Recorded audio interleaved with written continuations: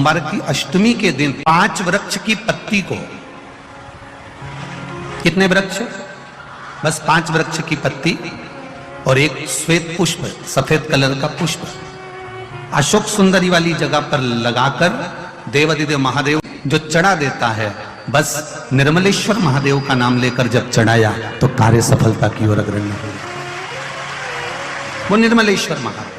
हमने पहले भी कथा में कहा है कि सोमवार की अष्टमी के दिन भूल से भी अगर एक बेलपत्र, एक श्वेत पुष्प शंकर भगवान को समर्पित हो जाता है तो ये मानकर चलें कि आपने कुछ मांगा भी नहीं तो भी शंकर भगवान देने के लिए आपके दरवाजे पर पहुंच जाए।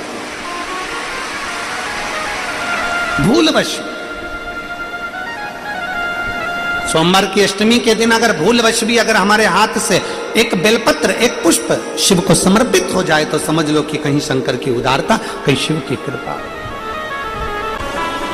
सोमवार की अष्टमी के दिन 7 चुल्लू जल या तुम्हारे हाथ में जो लोटा होता है पानी का, उस जल को जब डालते हैं 7 बार धीरे धीरे धीरे धीरे उत्तर की ओर मुख कर कर, दक्षिण में बैठकर उत्तर की ओर मुख कर कर जब 7 बार जल दिया जाता है, दल चढ़ाया जाता है, 7 वृक्ष की पत्तियों को तोड़कर शिव जी को चढ़ाया जाता है। कितना भी कष्ट का समय चल रहा हो, वो कष्ट का समय कट ही जाता है और कुछ अच्छी खबर मिलती जरूर है, कुछ अच्छा मिलता जरूर है। किस नारी का सम्मान सबसे ज्यादा होता है? कहा जो दूसरे के लिए समर्पित है। अर्थात कोई आ गया भूखा, भोजन करा दिया, प्यासा आया पानी पिला दिया, बहन बेटी आ गई उनका आदर कर दिया, सम्मान कर दिया, सत्कार कर दिया, कुछ मिलता है। घर में अगर कोई व्यक्ति बीमार पड़ा है, घुटने दुख रहे हो, कमर दुख रही हो, पीठ दुख रही हो, कंधा दुख रहा हो, सिर दुखता रहता हो, आंखों में जलन रहती हो, कोई भी तकलीफ रहती हो, तो सीधी सीधी शिव पुराण कहती है सोमवार के दिन की अष्टमी। कौन से दिन की? सोमवार के दिन अगर अष्टमी पड़ जाए, अष्टमी तिथि, तो 14 दाने चने की दाल के लेकर सोमवार की अष्टमी के दिन उस व्यक्ति पे से 14 बार उतारकर शंकर जी का नाम लेकर शंकर जी के मंदिर में शिव जी पे चढ़ा दो। उस व्यक्ति को शारीरिक कष्ट। सोमवार की अष्टमी के दिन भगवान शंकर को बेलपत्र समर्पित जरूर करना चाहिए, वो भी शाम के समय पर। आप लोग तो जानते होंगे शंकर को बेलपत्र चढ़ाने से किस किस चीज की प्राप्ति होती है, किस किस चीज की प्राप्ति? शिव महापुराण की कथा कहती है एक बेलपत्र यदि शिव को समर्पित करा जाता है तो रिद्धि तुम्हारे घर में प्रवेश कर जाती है। दूसरा बेलपत्र जब हम समर्पित करते हैं तो सिद्धि तुम्हारे घर में प्रवेश कर जाती है। तीसरा बेलपत्र यदि हम समर्पित करते हैं तो श्री गणेश हमारे घर में प्रवेश कर जाते हैं। चौथा बेलपत्र यदि हम समर्पित करते हैं तो भगवान नारायण लक्ष्मी को लेकर हमारे घर में प्रवेश कर जाते हैं। और 5वां बेलपत्र जब हम समर्पित करते हैं तो भगवान शंकर गोरा जी के साथ तुम्हारे घर में प्रवेश कर जाते हैं। 5 बेलपत्र ही जीवन का सुख प्रदान कर देते हैं। छत का मतलब है कि बाबा मेरी दिनों दिन उन्नति करना। बेलपत्री के वृक्ष के नीचे जो अक्षत रखा जाता है वो उन्नति के लिए रखा जाता है। शंकर के शिवलिंग पर जो अक्षत रखा जाता है वो रोग मुक्ति के लिए रखा जाता है। अशोक सुंदरी पर जो अक्षत रखा जाता है वो संतान प्राप्ति के लिए रखा जाता है। षडानंद कार्तिकेय की ओर जो अक्षत रखा जाता है वो हमारे बच्चों की सुख समृद्धि के लिए रखा जाता है। विनायक की ओर, गणेश जी की ओर जो अक्षत रखा जाता है वो हमारे घर में कोई मंगल कार्य आ जाए उसके लिए रखा जाता है। और जो पीठिका होती है जिसपे शिवलिंग रखा होता है, पार्वती जी का हस्तकमल, उस पर अक्षत रखा जाता है तो नारी के अखंड सौभाग्य के लिए रखा जाता है। अक्षत रखने का भी तरीका है कि सोमवार की जो अष्टमी होती है शंकर और पार्वती के मिलन का दिन होता है। साल भर में लगभग 4 या 5 सोमवार की अष्टमी पड़ती है, इससे ज्यादा नहीं पड़ती। अगर घर में संपदा लक्ष्मी नहीं आ रही हो, व्यापार व्यवसाय नहीं चल रहा हो, नौकरी सर्विस नहीं मिल रही हो, बहुत तकलीफ हो, 7 बेलपत्री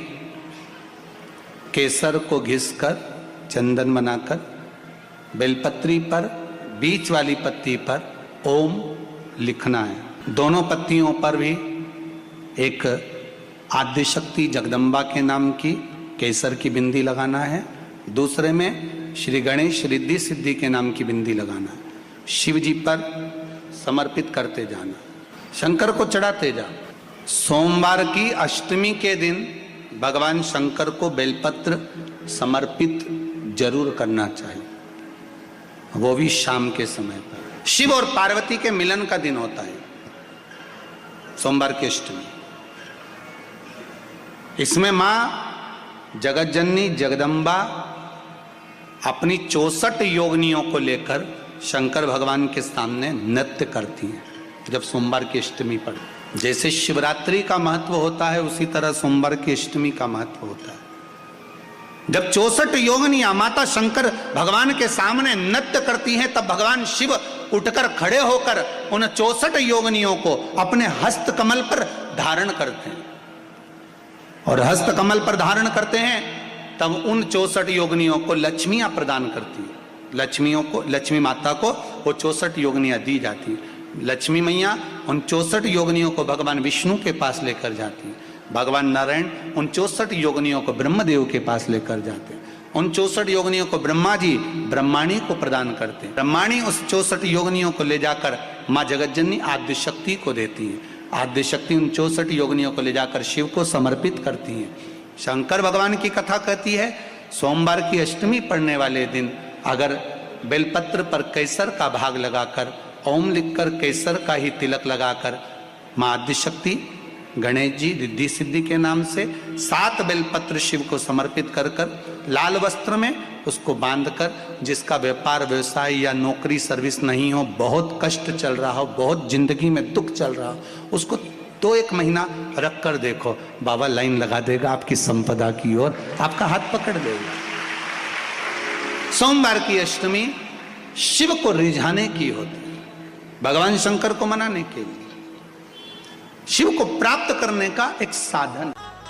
ब्राह्मणों की पत्नी कोई अच्छा नहीं लगा हिल्या को देखकर, ईर्ष्या जाग गई। ब्राह्मणों में ईर्ष्या नहीं थी, गौतम बाबा को देखकर भी, उनकी धर्म पत्नी को देखकर भी ईर्ष्या नहीं, पर ब्राह्मणियों की ईर्ष्या जागृत हो गई। अब जब ईर्ष्या जागृत हो गई तब ब्राह्मणियों ने अपने अपने पतियों से कहा सुनो, ये गौतम ऋषि की पत्नी और गौतम ऋषि हमारी भूमि पर नहीं रहना चाहिए, इनको धक्के मारकर निकाल दो, ऐसा कुछ करो कि इनका पद प्रतिष्ठा इज्जत सम्मान सब घट जाए। कुछ ऐसा करो कि इनकी पद प्रतिष्ठा इज्जत मान सम्मान कुछ घट जाए, करो कुछ ऐसा। अब क्या करा जाए ऐसा कि पद प्रतिष्ठा इज्जत सम्मान चले जाए? तो ब्राह्मणों ने भगवान श्री गणेश जी महाराज का आह्वान किया। गणेश जी महाराज का आह्वान कर कर गणेश जी की स्मरण पूजन करी। स्मरण पूजन कर कर गणेश जी महाराज प्रकट हो गए। गणेश जी ने कहा मांगो ब्राह्मणों, तुम्हें क्या चाहिए? ब्राह्मणों ने कहा बस एक काम कर दो कि ये गौतम बाबा के ऊपर गौ हत्या का दोष लग जाए, ऐसा कुछ कर दो। गणेश जी ने पूछा कि ये बताओ कि गौतम ऋषि ने तुम्हारा बिगाड़ा क्या? गौतम ऋषि ने क्या कह दिया? गौतम ऋषि ने शब्द कह दिया, गौतम ऋषि ने गाली दे दी, गौतम ऋषि ने अपशब्द कह दिया, या माँ अहिल्या ने कोई अपशब्द कह दिया, या ताना दे दिया हो, या अपशब्द कह दिया हो, या आड़ी टेढ़ी बात कह दी हो, तो बात दूसरी। ना तो गौतम ऋषि कुछ बोले हैं, ना मां अहिल्या कुछ बोली हैं, फिर क्यों ये गौतम ऋषि पर अपशब्द कहना? केवल ब्राह्मण की धर्म पत्नियों का ये विचार नहीं था। आज के समय में कई लोग ऐसे भी हैं जो किसी को पहचानते नहीं, मोबाइल पर किसी ने बस एक कमेंट्स कर दिया कि ये बेकार है, और लोगों ना जाने ना पहचाने अंदर इतनी ईर्ष्या भरी रहती है कि उसमें लोग बेकार बेकार गालियां अपशब्द ताने आड़ा टेढ़ा कहना प्रारंभ कर देते। शिव महापुराण की कथा कहती है जब तक आप किसी से मिले ना, जब तक आप किसी को देखें ना, जब तक आप उससे बात ना करें, जब आप एक बार भी मिले नहीं, देखा नहीं, ना जान, ना पहचान, ना कभी कोई संबंध, ना कोई विचार, ना कभी भोजन, ना कभी पानी, कभी मिले ही नहीं, और उसने कह दिया कि बेकार, और आपने बेकार कहना चालू कर दिया। सोमवार के अष्टमी के दिन अशोक सुंदरी वाली जगह, सबको मालूम है ना अशोक सुंदरी की जगह, अशोक सुंदरी वाली जगह पर 7 हल्दी की बिंदी रख दी जाए, लड़का लड़की जिसका विवाह नहीं हुआ उसका हाथ रख दिया जाए, और वही हाथ के छापे पीपल के वृक्ष पर 5 लगा दिए जाएं। महाराज 3 महीने में उसका विवाह पक्का हो जाता है। सोमवार की अष्टमी का इतना भाव है। सोमवार की अष्टमी का मतलब जिस दिन शंकर और पार्वती के मिलन का दिवस हो, और केवल एक माता पार्वती के अकेले मिलन का नहीं, 64 योगनियां तक भगवान शंकर से मिलने के लिए आती है। सोमवार की अष्टमी के दिन भगवान शंकर के मंदिर में आकर शिव जी के सम्मुख में बैठकर उस जलाधारी के नजदीक में जहां शंकर जी का शिवलिंग होता है, उस जलाधारी के पास में उस दिन केवल पार्वती जी का हस्त कमल नहीं होता, स्वयं मां जगतजननी अपने कामन रूप में 64 योगनियां और शक्तियां सारी की सारी आकर उस जलाधारी के पास में विराजमान हो जाती हैं, और शंकर जी पे जो जल चढ़ता है वो देवियां ग्रहण कर कर शिव को अपना आनंद सुख प्रदान करती हैं। इसलिए कहते सोमवार की अष्टमी का महत्व बड़ा है, बहुत प्रबल।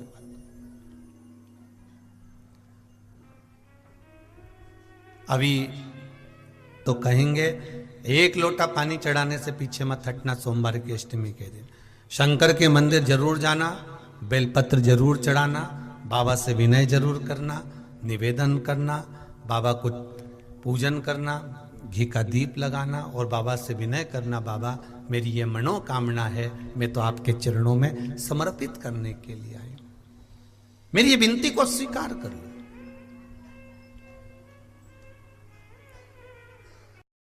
अगर मौका लगे और सोमवार की अष्टमी पड़ जाए, क्या पड़ जाए सोमवार की, जम के बोलो जरा, अष्टमी, या तो सोमवार की अष्टमी पड़ जाए, या हर महीने शिवरात्रि आती है, हर महीने आती है, या तो सोमवार की अष्टमी पड़ जाए या फिर सोमवार की शिवरात्रि पड़ जाए, हर महीने आती है। प्रयास करना।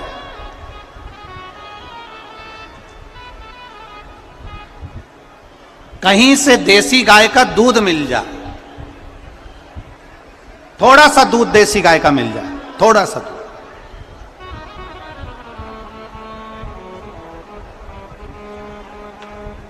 देसी गाय का थोड़ा सा दूध अगर प्राप्त हो जाए,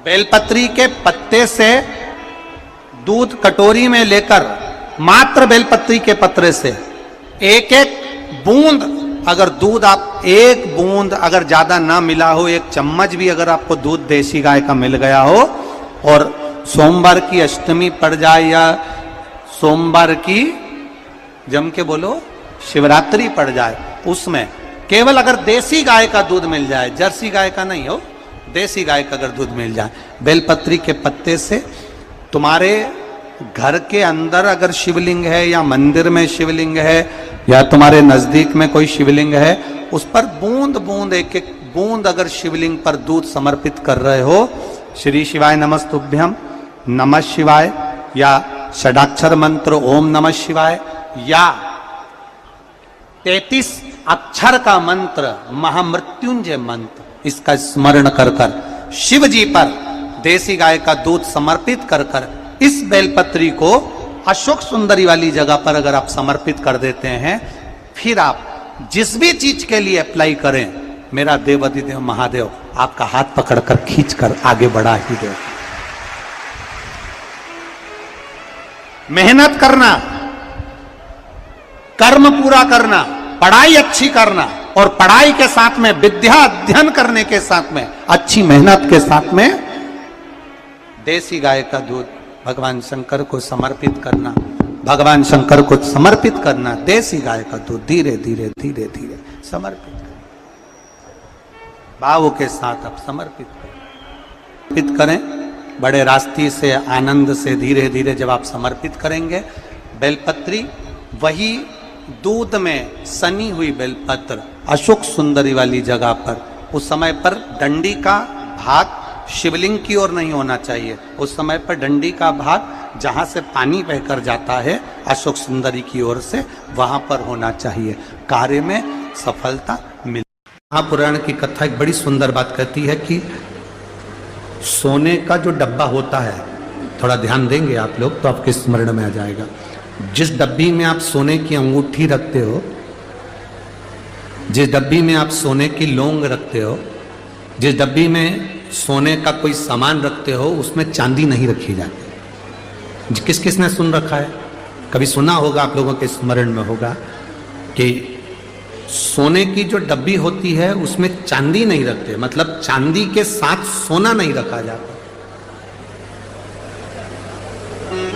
सोने के साथ चांदी नहीं रखी जाती, चांदी के साथ सोना नहीं रखा जाता। अगर किसी ने सुना होगा, आप लोगों में से कितने लोगों ने सुना, जरा हाथ उठाओ, जरा सुना है ना सब। अब वो प्रसंग जो हमारी आप लोगों की दादी सास कहती थी, सास कहती थी, आपके बुजुर्ग कहते थे कि सोने के साथ चांदी मत रखो, चांदी के साथ सोना मत रखो, कभी उसका प्रसंग अपने दिमाग में लिया कि ये प्रसंग कहां से आया? तो ये प्रसंग अगर कोई तुमसे पूछे तो आप उत्तर दे सकते हो। तारकासुर के तीन पुत्र की 3 पुरियां सोना, चांदी और लोहे की थी। इन 3 पुरियों को भगवान शंकर ने भस्म किया, अर्थात जिस डब्बी में सोना रखाता है और जिस डब्बी में उसी में चांदी रख दी जाती है, और स्त्री या पुरुष उस सोने को अपने शरीर पर धारण करता है या उस चांदी को अपने शरीर पर धारण करता है, उसकी आयु छिन्न होती चली जाती है। कई लोग कहते हैं इनकी तो उम्र अच्छी थी, फिर ये ऐसा क्यों हुआ? जरूर सोने की डब्बी में चांदी अगर रखी गई है तो उसमें उस चांदी की चीज को महिला ने अपने पैर में पहन लिया, बिछुड़ी पहन ली, अंगूठी चांदी की पहन ली, उसमें सोना भी था, वो सोना पति ने पहन लिया, तो उसमें आयु की क्षीणता हो गई। डब्बी खाली है, उसमें सोना रखा है, मना नहीं। डब्बी खाली है, उसमें चांदी रखी है, मना नहीं। पर दोनों चीज एक साथ अगर रखी है तो हमारे शास्त्र वर्णन नहीं करता उसका। कहा मन में आ गया, शिव जी ने 7 कर बाण छोड़ दिया, 3 पुरियों को भगवान भोलेनाथ ने भस्म कर दिया। 3 पुरियों, अब 3 पुरी एक साथ भस्म हो गई।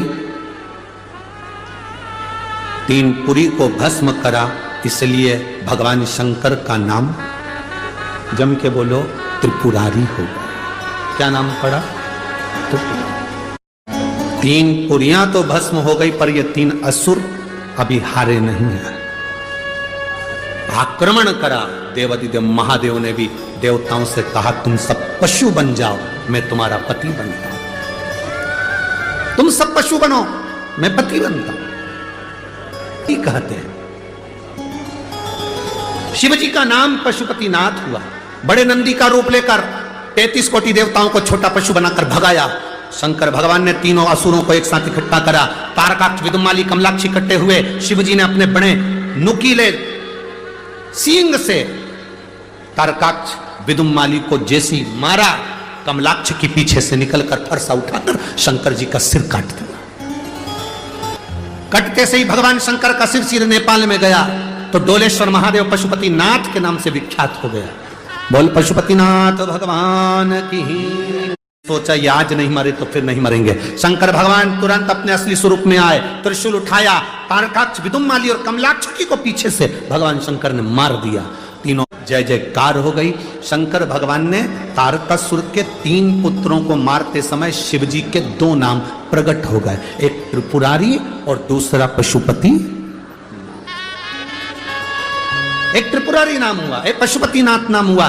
देवता प्रसन्नचित्त हो गए, आनंदित हो गए। ये 4 जगह ऐसी है जहां पर यदि आपका अपमान हो जाए तो समझ लेना कि भगवान की कृपा हुई। 4 जगह शिव महापुराण की कथा में तारकासुर के 3 बेटे तारकाक्ष, विदुमाली और कमलाक्ष की कथा कर रही है। शिव महापुराण की कथा कर रही है। शिव महापुराण की कथा जो वेद व्यास जी ने वर्णन करी है, 4 स्थान ऐसे हैं जहां पर यदि आपका अपमान हो जाए तो समझ लेना कि भगवान ने तुम पर कृपा करी है। 4 स्थान। पहले नंबर का, माता, घर की माँ अगर तुम्हारा अपमान कर दे, अपशब्द कह दे, ताने दे दे, गाली दे दे, आड़ा टेढ़ा बोलकर तुम्हारा अपमान कर दे, तो समझ लेना कुछ परमात्मा की कृपा हुई है, तेरा भाग्य चमकने वाला।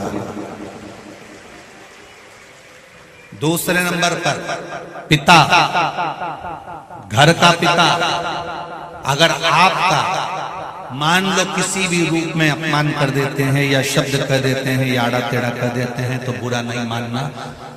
पिता किसी पुत्र का यदि अपमान कर देता है, अपने पुत्र का यदि शब्द कह भी देता है तो बेटे का भाग्य बदल देता है पिता के अपमान से। तीसरा, शिक्षक, गुरु।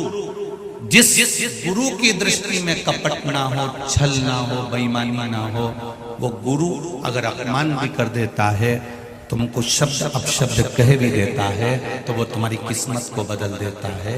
स्वयं गुरु द्रोणाचार्य का चरित्र पढ़ना, जिस गुरु ने कितना कितना कहा और बेटे वो शिष्य उसका जीवन पलट गया। चौथे नंबर का, शिव महापुराण की कथा में गए हो, शंकर की चौखट पर गए हो, मंदिर में गए हो, देवालय में गए हो, तुम बहुत ऊंचे पद पर क्यों ना हो और वहां पर भी अगर कोई तुम्हें धक्का मार दे या शब्द कह दे या कुछ तुम्हारा अपमान कर दे तो समझ लेना परमात्मा ने तेरे को अच्छा चुनकर उन्नति की ओर बढ़ाया। शिव महापुराण में 4 स्थान बताए हैं जहां पर यदि आपका अपमान हो जाए, आपको अपशब्द कह दिया जाए, ताने दे दिए जाए, आड़ा टेढ़ा भी कह दिया जाए, तो समझ लेना कि कुछ हमारा पुण्य उदय हुआ होगा, इसलिए परमात्मा ने ये लीला रची है। सम्मान दुनिया देती है। सम्मान कौन देता है? जम के बोलो जरा। दुनिया देते हैं। घर के लोग सम्मान देंगे, परिवार वाले सम्मान देंगे, रिश्तेदार सम्मान देंगे, कुटुंब वाले सम्मान देंगे, समाज वाले सम्मान देंगे। अच्छा काम करोगे तो दुनिया के लोग सम्मान देंगे। सम्मान दुनिया के लोग देते हैं और अपमान मेरा महादेव देता है खुद जान। क्यों देता है? प्रसंग तुम्हारे भीतर भी एक प्रश्न जागृत होना चाहिए कि महादेव अपमान क्यों देता है, उसका कारण क्या है? क्या कारण?